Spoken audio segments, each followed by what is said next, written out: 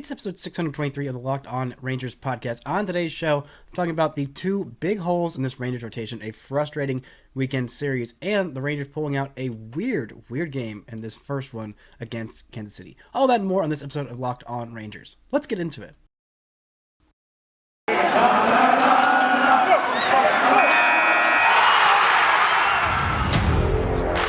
You are Locked On Rangers, your daily Texas Rangers podcast. Part of the Locked On Podcast Network, your team every day.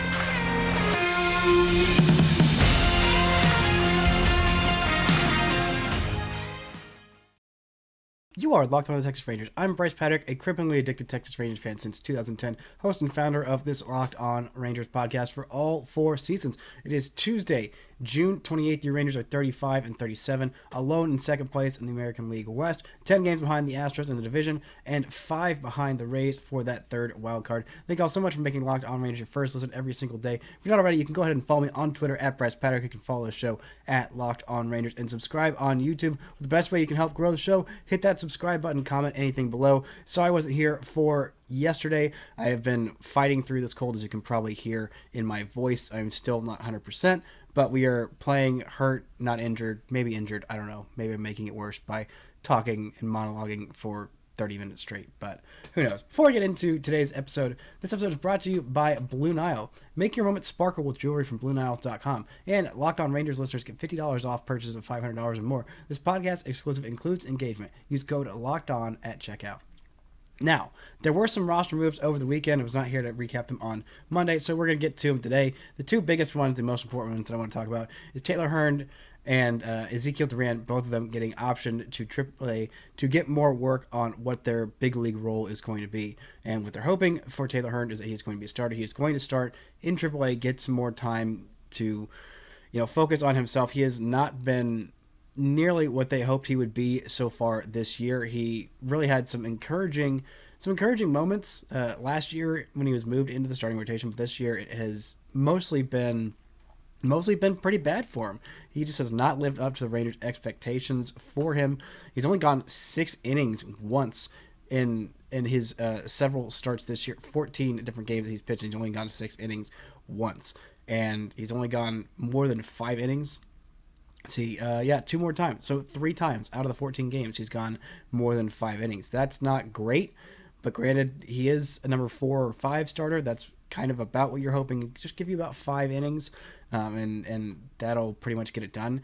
But he has not lived up to what the Rangers expected of him this year. His ERA on the season is .586. That is not great. That is not ideal. It's not what the Rangers are hoping for from him, including the turning point was this awful start in Detroit, where he went 3 2/3 innings, gave up 8 runs, all of them earned to the Tigers. And an offense at that point that was just absolutely horrendous, and is still pretty horrendous for the most part. I mean, I get it, Riley Green, their top prospect, came up, and that was his big league debut, and so he definitely made his name known from the very get-go and did a lot of damage. But, I mean, the rest of that lineup is not filled with a whole lot of, Hall of Famers, surefire, great players, and most of them are having bad seasons. I mean, you have Miguel Cabrera, who is surefire first ballot Hall of Famer, but he hasn't been nearly himself for the last couple of years. He's been doing better this year, but he's still not like an all-around world beater that like you couldn't throw him a pitch anywhere in like the same hemisphere as him when he was in his heyday. You can attack him and you can get to him, and he just has not been the same. And the rest of that lineup is pretty weak, honestly. It's not been a great lineup for them this year, and he just got absolutely annihilated by them. Just absolutely annihilated. And he's just coming off a pretty decent start for his standards. The Rangers won a game with him starting against Houston. He did give up 3 runs in 5 1/3 innings, but it was solid work. The Rangers needed every bit of that from him, and they were able to get to Houston and get a win against them. And it was starting to look encouraging. And then, boom, it just blows up on him in that game against Detroit. He did pitch against the Nationals, 4 innings of shutout work in that game. I believe it was on Saturday that he did that. But, again, that was in a relief role, in a kind of bullpen outing. But the Rangers wanted him to start. And with Ezekiel Duran, he didn't do badly at his time in Texas. He came on very strong and did very well and kind of tapered off the last couple of weeks, but still, his overall numbers are still pretty impressive for what he's done at the big league level so far. 16 games, 64 plate appearances, pair of home runs, a triple, and 3 doubles, aka Duran. That's why he earned the nickname. He is still hitting a bunch of those doubles. Not quite the crazy pace that he was on with 24 doubles in 45 games in AA this year, but still pretty nice numbers for him. A slash line of 258, 281, 435. That's a 717 OPS, and still playing some really, really nice defense at third base, showing off his arm, which is much better than I thought it was, especially seeing some of the, advanced numbers, basically just the the radar gun rates on how fast he was throwing over there from third base. Made some really, really tough throws, some very, very nice plays, got some quick reactions. But it seems like the Rangers want Josh Smith to be their everyday guy. I thought they were going to try and work around with both of them, get them both in the lineup, get their bats both in there, because this Rangers offense could really use both of their bats because they're both providing quite a bit to the Rangers at the big league level. But it's not the case. They're going to send Ezekiel Duran down to learn left field. Josh Smith did play in left field a couple times so far. It was the first time he ever played in left field as a professional. He did play a little bit in center field, but the Rangers do have 2 absolute defensive stalwarts in the outfield to kind of, give a little bit of a buffer to whoever's playing in left field if they don't have quite the range or experience with Leote in center field and Adolis in right field. They can kind of shift those guys over a little bit and give those guys a little bit more cover. They were playing Smith back a little bit further, so he had more time to react to things, and granted, more shallow things would kind of get in front of him, but he used to playing with the balls coming at him, not over his head, while playing on the infield at shortstop and third base and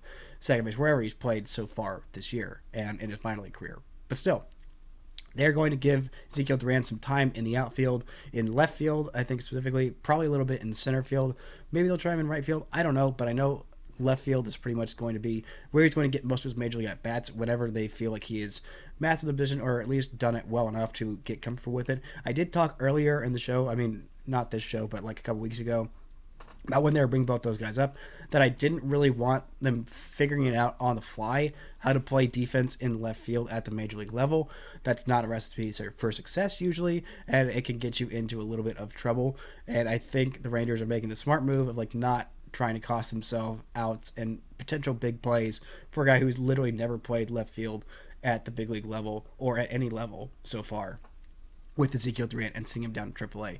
Plus, I did think he could use a little bit more seasoning. Calling someone up straight from AA to the big leagues has had some bad ramifications for some of the guys they've done it for lately, but I do think that he was ready for it, as ready as anyone could be, and they kind of had a need there. And plus, why not give the guy a look, let him know that he's confident, that he can do it, and I think that's very, very exciting. But I don't think it'll be long before we see Ezekiel Duran back in the big leagues. Coming up, we're going to look a little bit at these weekend's games and a little bit at Monday's game, and some big questions in the rotation left by Taylor Hearn being sent down. Before we do, this episode is brought to you by Blue Nile. Whether you're ready to pop the question or celebrating a milestone moment, find jewelry as unique as her with the modern convenience of online shopping at BlueNile.com. Blue Nile has simple online tools that let you choose the diamond shape, size, and clarity, as well as setting style. Blue Nile's bench jewelers then handcraft her perfect engagement ring. Each ring is one of a kind. Looking for fine jewelry but having trouble choosing?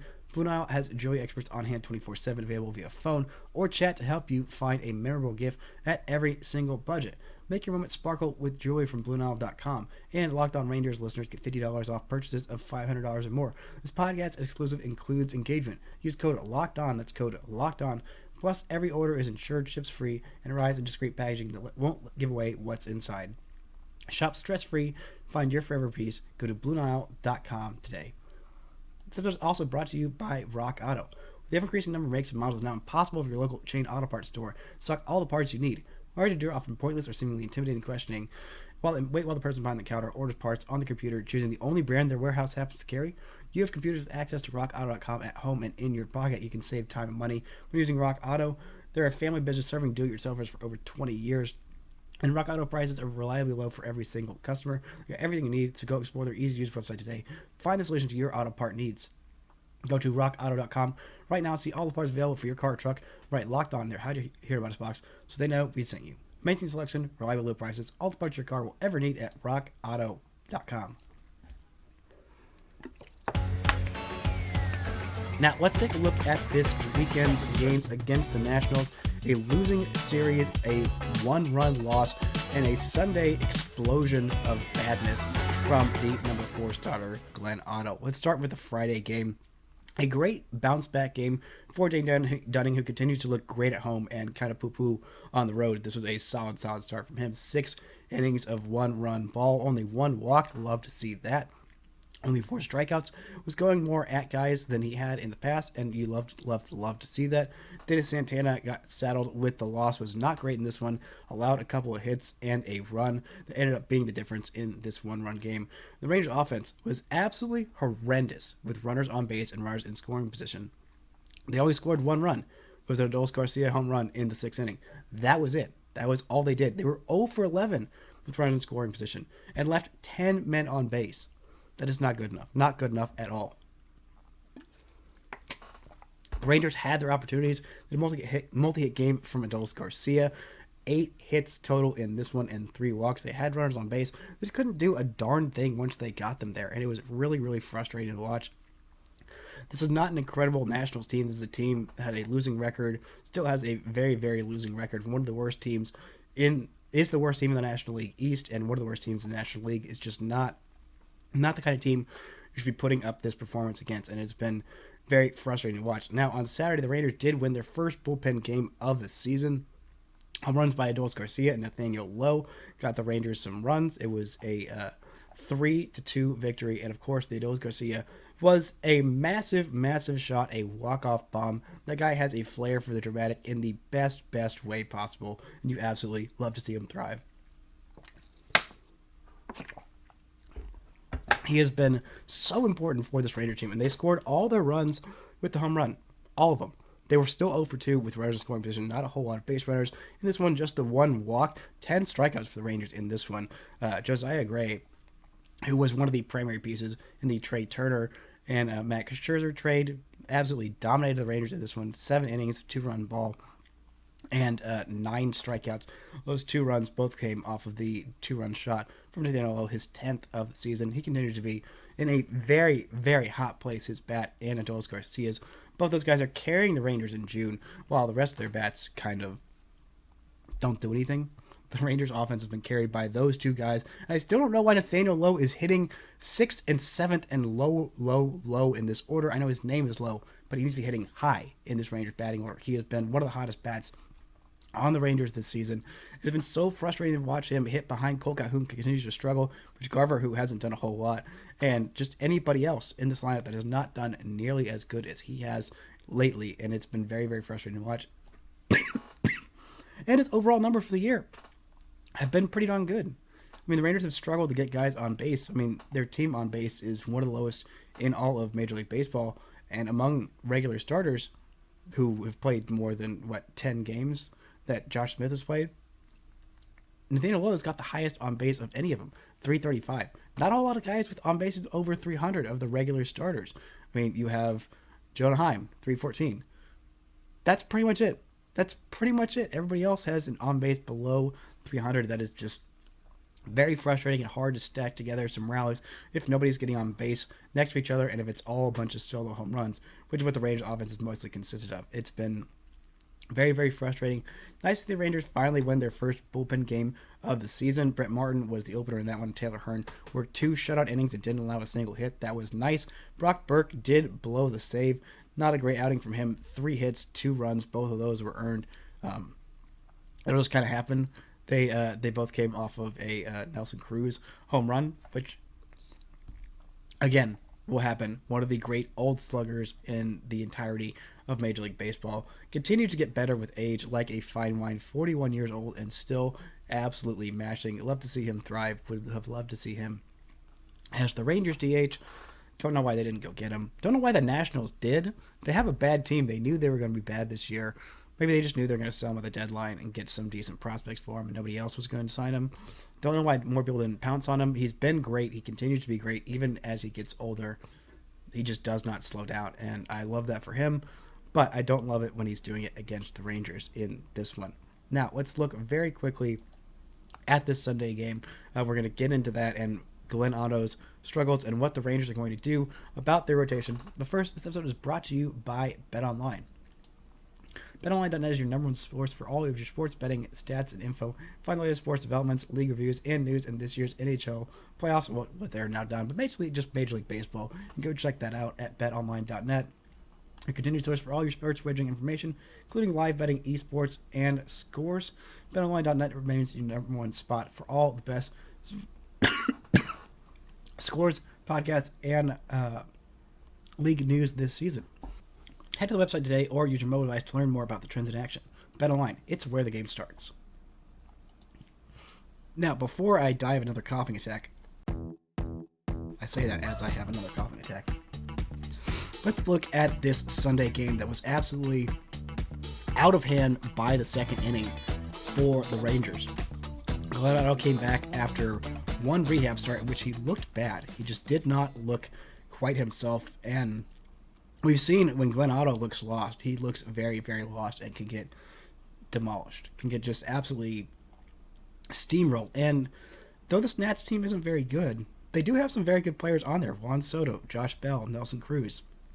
Those guys, they will hurt you if you let them. And the Rangers absolutely let them in this 6-4 loss on Sunday. The Rangers were down 6-0 after 2 innings, and it's just not good enough. They could not come back.